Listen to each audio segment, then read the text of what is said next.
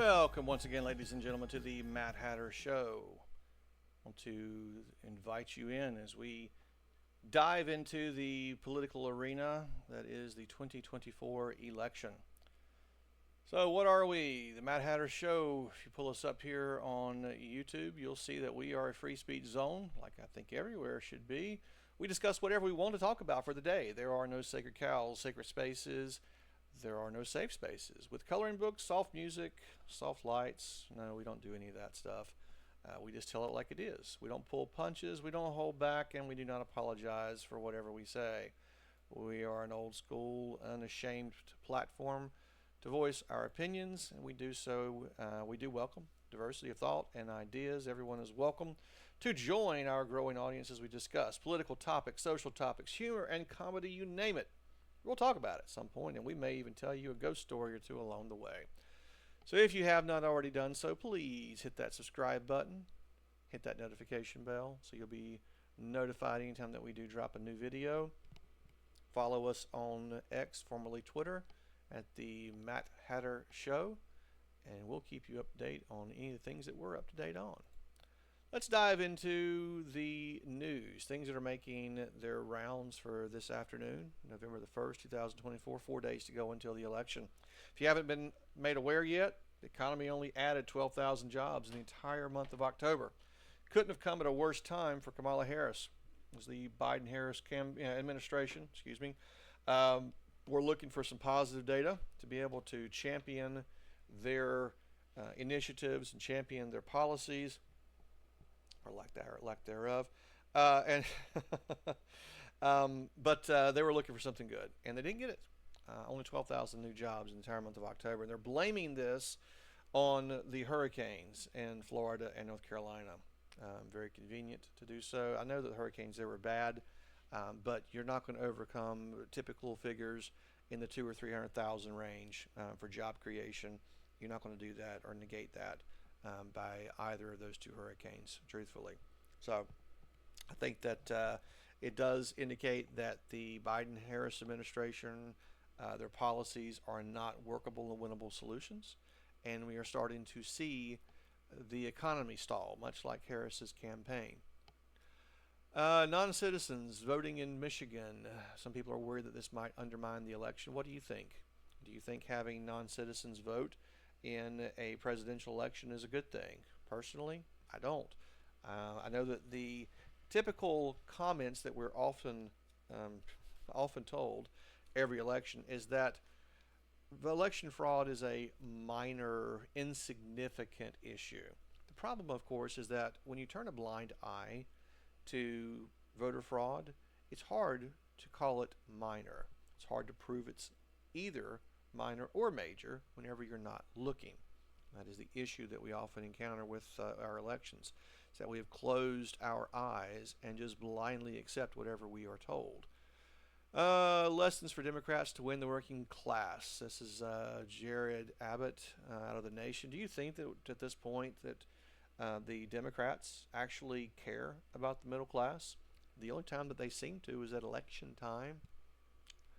As the left abandons its values, Trump inherits them. I don't think that's indeed the case. I think that the values that have always made the Republican Party are values such as economic prosperity and economic progress for the whole nation, not at the expense of either group.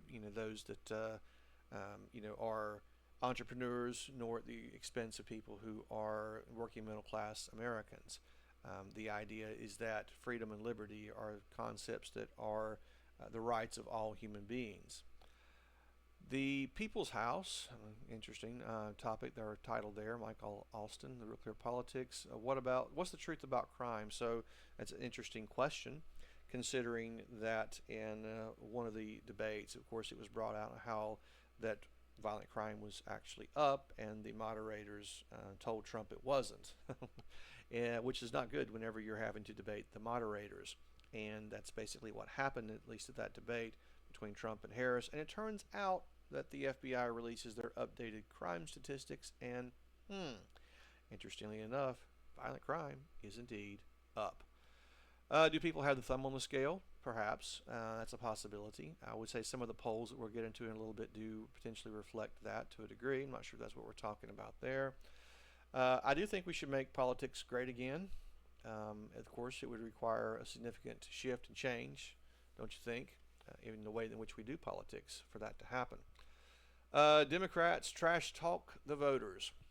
See, this is interesting because not only did we have the comments from Joe Biden where he basically called the Trump voters garbage, contrary to how people tried to reframe the comments, and you can listen to them for yourselves. I can play you the soundbite if you like. I did so in one of the earlier videos. I don't think I need to do it again, but he basically called, or actually explicitly called, Trump voters garbage, actually. And then yesterday, I think it was, Mark Cuban comes out and not quite echoing, but echoing a similar sentiment, said that Trump does not surround himself with smart or intelligent women. And a lot of women in the Trump campaign, they went ballistic, ripping into Mark Cuban. Since the reality is that Trump has, for all of his, faults and failures, has indeed surrounded himself with some very intelligent women. His wife speaks 5 languages. Yes, actually speaking multiple languages is a sign of intelligence. There are a number of people who are multilingual in the world, and they are oftentimes very intelligent individuals, especially when you start moving to the point of actually being a polyglot, someone who actually speaks not just 2 languages but 3 or more, and that's, Melania Trump does speak 5 languages. I don't know that she speaks them necessarily all fluently, but she does speak them to some degree, which is more than you can say for most people in general, myself included. I only manage to speak English pretty decent. I do speak some other languages too, but that's a different story. Mark Cuban's comment was received very poorly, as it should have been whenever he made the comment. And again, it's kind of an indication, though, that whenever Democrats let down their guard and they actually speak what's on their mind, they inevitably end up putting their foot in their mouth. And I'm not talking about all Democrats, just to be completely candid here. There are a lot of fine, intelligent Democrats out there as well who just differ on policy issues, and I can respect that. The ones that I do have an issue with are the Democratic leadership, which oftentimes seek to champion this divisive narrative by calling people racist and homophobic and transphobic and xenophobic and any other phobic that you toss in there, like what Hillary Clinton did in 2016, what Kamala Harris is doing this year, basically calling Trump Hitler, which of course means that you are essentially calling all of his supporters Nazis. I mean, you can't argue a disassociation between the two. So that's again, I think, in my opinion, where someone is trying to champion a false narrative whenever she seeks on one side to say, hey, let's just all be nice and polite and treat everyone decently and everything else, and we need to move forward and have this path of unity together, and then turn around and call half the country Nazis essentially for following Trump as Hitler. And then of course you've got the Democrats who were trying to make the association between the Trump campaign event in Madison Square Garden and a Nazi rally in the late 30s, overlooking the fact that there have been at least 3 presidents who have had campaign events, different rallies and events at Madison Square Garden over the last 80 years, 2 of those being Democrats. So trying to form that association on the one hand, and then calling for peace and unity and love and happiness on the other, certainly is basically the consistent flip-flopping positions and false narratives that we're seeing out of the Democratic campaign, election season after election season. Is Trump right to fear fraud? She never looked easier. I think that there's certainly some value in thinking that fraud is certainly a possibility, largely since we do not have a good election process. We should have the most secure, the most accurate and precise elections. We should have the elections that you cannot possibly cheat in. The acceptable number of votes coming from illegal individuals, illegal aliens, or from people who are not authorized to vote, either because they are not registered or they're registered in a different state, in a different area, in a different precinct, etc., and they're trying to cast votes in areas they're not supposed to. The precise number of acceptable votes into those conditions is 0. There are no exceptions to that, in my opinion. At this point, it is very difficult, we'll just say, to do things without things like an ID, for example. You can't rent a car without an ID. You can't buy a firearm, exercise your Second Amendment rights without an ID from any major firearm dealer. You can't do it. At least not legally, anyways. I'm not saying that anyone never bribe somebody, but I'm talking about legally speaking. You can't do that. So beyond that, though, there are lots of other things that you can't do without an ID. You can't check into a motel room, in most cases, without an ID. Pretty well all. You cannot write a check in many cases without an ID. I mean, there are dozens and dozens of cases and things in which you need an ID to be able to do that thing. And for some reason, many states, you do not need an ID to vote. And that, to me, just does not make sense. Skipping over to the polls right now, in case you're wondering how things are looking for this, the end of this week, basically, November 1st. Again, RCP average has Trump ahead by 0.3. Largely, that's due to the fact that over the course of the last month or so, the campaign for Kamala Harris has begun to implode, and we began to see Trump taking the lead in some of these polls at the national level. The middle of October, there were a few showing a tie, a few showing Harris ahead, including like a Morning Consult, Harris +3, a Reuters, Harris +1. This Forbes poll +2 for her, but then you get to Atlas, Rasmussen, the TIPP, the TIP, which I think is just like a tracking one, showing Trump ahead. And whenever you average these all together, you have basically a spread of Trump +0.3, which is really good for him since he did not lead at any point in 2016 or 2020. And at this point, he has taken the lead in the national polls.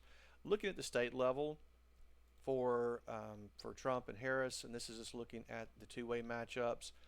Trump is leading in Arizona right now. There's only been one poll in the last month that even gives Harris a chance, and that was a CNN poll back around the 26th.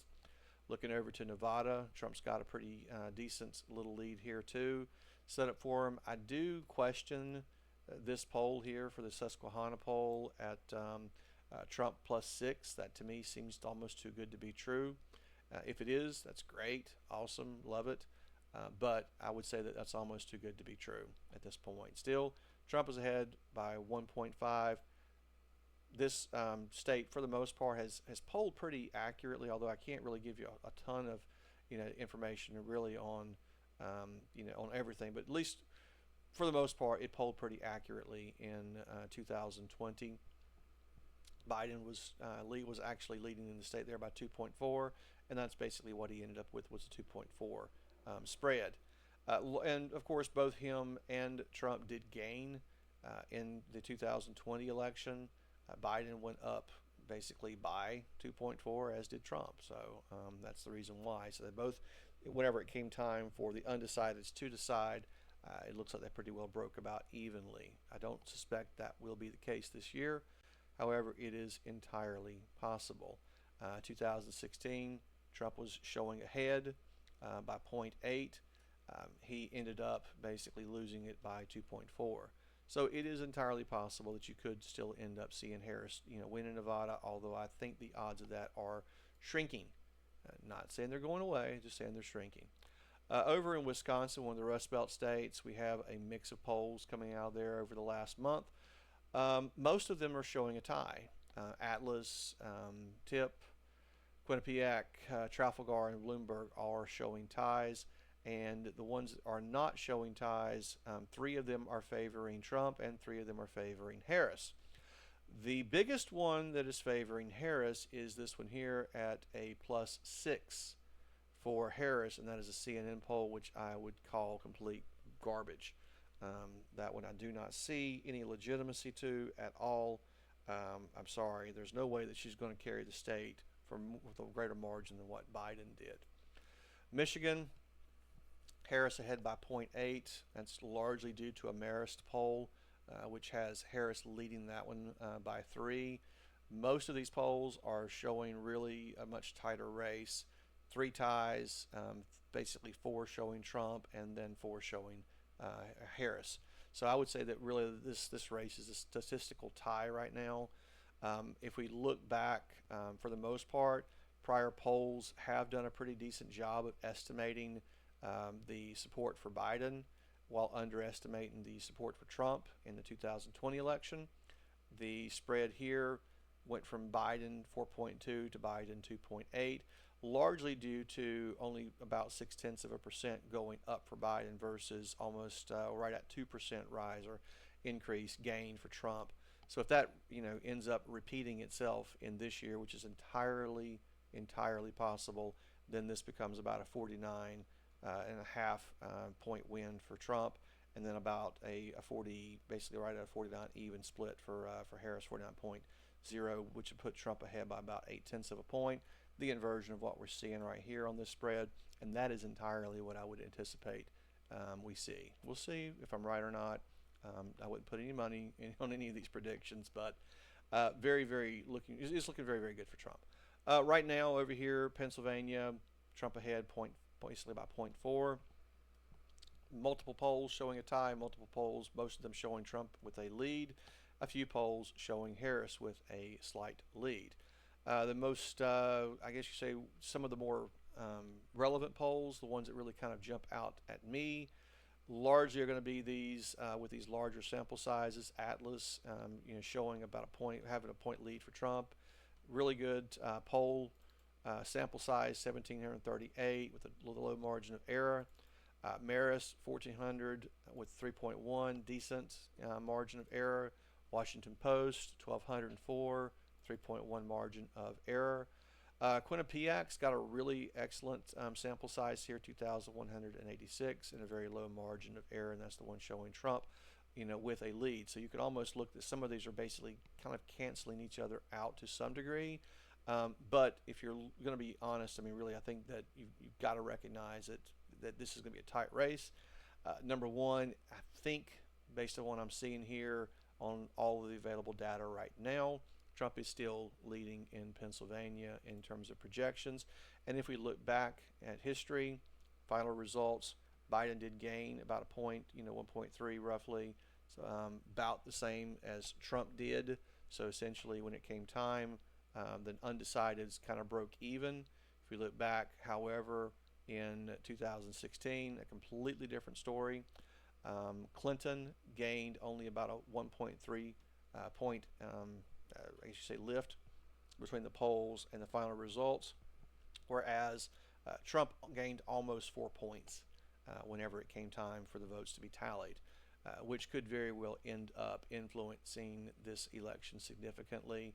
And this is one of those where the basically where the multi-way race is really going to become more of an issue in this situation here. So I really think that if we look over here with regard to the multi-way race, the 4-way race, if you will, that's going to have more of an impact, I think, in Pennsylvania than it might in some other areas. So North Carolina, all polls right now are pointing towards Trump. Right now he's got basically an advantage of about 1.5. Around 48, split around 48.8% versus 47.3 for Harris. And looking back historically speaking, you can kind of see here that Trump actually tends to gain in North Carolina on election day. So that's entirely possible what we will end up seeing again here, maybe about a 2% lift. That would ultimately, sorry about confusing you, I was flipping over to that one. But that would ultimately end up putting him well over 50% at that point to around the 51% mark. Georgia, 2024 for Trump versus Harris. In the 2-way, Trump leads 2.6 in the polling averages. He's basically got every single one of these polls locked up except for one. That's the Marist poll. Some good polls that kind of jump out: 1,212 likely voters, decent margin of error. 1,193, decent, a little bit higher margin of error on the Marist on that one, almost a 4 on the margin of error. CNN does show Trump leading, but they do have a high margin of error on that one as well. The ones with the lowest margins of error would probably be this Trafalgar Group, 2.9. Atlas Intel's right just neck and neck with them at 3. Both of them are showing 2-point race to Trump's advantage. And if we look back even a little bit further, we can see some polls ultimately showing Trump leading. I would kind of question this one too, a 6-point lead, but it is possible. And back in 2020, at this point, Trump was actually polling ahead by about a point, 48.2. He actually ended up at 49.2. Okay, so he did not lose any of the percentage of votes. It's just whenever we were dealing with the undecided is how they ultimately split. More of them split for Biden than split for Trump that year. That's the only real difference, in that regard. So I don't think that if we end up seeing, let me just say it this way, if we see that same thing happen again where we have a 1-point lift for Trump, when we're polling at 49.3 in the two-way, then we're over 50%, and there's no way in which Harris can catch up on that one. With regard to the no toss-ups right now, if things were decided based upon the current election map, the polls being the determining factor in this case, which I always reiterate time and time again, polls don't win the race, votes do. Then you can kind of see how things are shaping up, about 287 to 251. There are some changes that have been factored into some of these races recently. One of those is that New Hampshire has moved over into the toss-up category. The race has narrowed there, and the race is narrowing now in Virginia. I would almost anticipate that unless some polling comes out over the weekend, which it might, showing Harris kind of walking away with that one, then this will probably go into the toss-up category too. Doesn't mean that Trump is going to win it. It just means that it will end up being a lot tighter than what people have historically thought it would end up being. I mean, this used to be a reliably red state at one point. Largely, the reason it's changed is because of this population area here in the northeastern part of Virginia. All these people who have moved in from other areas. You've got a lot of just basically, of course, people who live in Washington, D.C., who work in that area and kind of live in this part of Virginia. And that is the largest population area of the state. The rest of the state is red. It's just this one little area up there that really is blue, and unfortunately it's the tail wag dog scenario, which really is unfortunate for those in Virginia. But in terms of betting odds, if you're following those any, Trump sitting at about 60.8 roughly, Harris around 38 roughly. If we dive over, if we look at Polymarket right now specifically, Trump is right around 59.2, 59.7 now. So this has been moving all day. I think there's someone said there may be some profit taken. I don't know how this works, to be quite honest. I don't play in that arena. I did check on 538. They've got basically about an even split between the two, Harris and Trump. Trump winning 52 times out of 100 versus Harris winning 48 in their simulations. And that really has not moved very much that I have seen since I have been tracking that. So looking back at all of the information right now, again, for this week, things are still looking excellent for Trump. He's leading in the national polls, something he's never done before this election. So I do think that he will end up most likely still leading on election day, and very well could end up with the election wrapped up hopefully Tuesday evening, but we will see. If you haven't already done so, please subscribe to the channel and leave us a comment below. Tell us what you think, and who do you think is going to end up winning this election? Are you pro-Trump? Are you pro-Harris? Is there a particular policy issue that really stands out at you as being the most important? All the polling right now indicates that the economy is by far the most important thing, and the economic data is not looking too great for the country, unfortunately, with inflation still remaining a bit sticky, and of course the most recent jobs data showing a less than stellar jobs report. So tell us what you think. We'll catch you next time.